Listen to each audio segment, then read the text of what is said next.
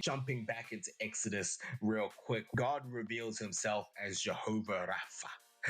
The God who heals. For context, Moses, at this point, he's split the Red Sea. The famous scene from the Prince of Egypt. He split the Red Sea and led the Israelites into the desert. The Israelites, they're thirsty, and they go to Moses, and through Moses, God provides them water. In Exodus 26:15, he says to the Israelites, if you diligently heed the voice of the Lord your God and do what is right in his sight, give ear to his commandments and keep all of his statutes.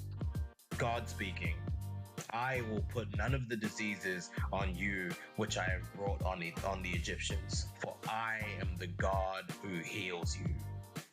The Hebrew word Rapha, my friend, it means to restore or to heal.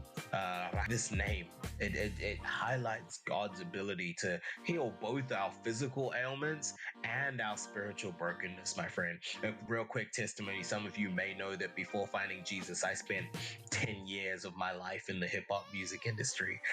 7 years ago, the Lord, he pulled me out of that life and led me to the cross. And honestly, I can say to you hand on heart that I have never regretted leaving my old passion. Someone asked me the other day, but didn't you love it? And I'm like, yeah, true, I did, but I love the Lord more. And I'd only ever wished that I could have done it for God at some point, right? Not for me and not for the enemy, because I spent 10 years doing it for my own glory and doing it for the enemy's glory. But anyway, at the end of 2024, God presented me with an opportunity to pick up the mic one last time for him at our church Christmas production. I was blessed with this opportunity to come back and do what I loved so much one last time, but for God this time. Anybody who's known me for a long time knows that the stage used to be like a happy place for me. Now, I'm showing some footage here only so you can see that I was able to move freely around the stage, completely freely. Aside from the fact that I'm 10 years older now.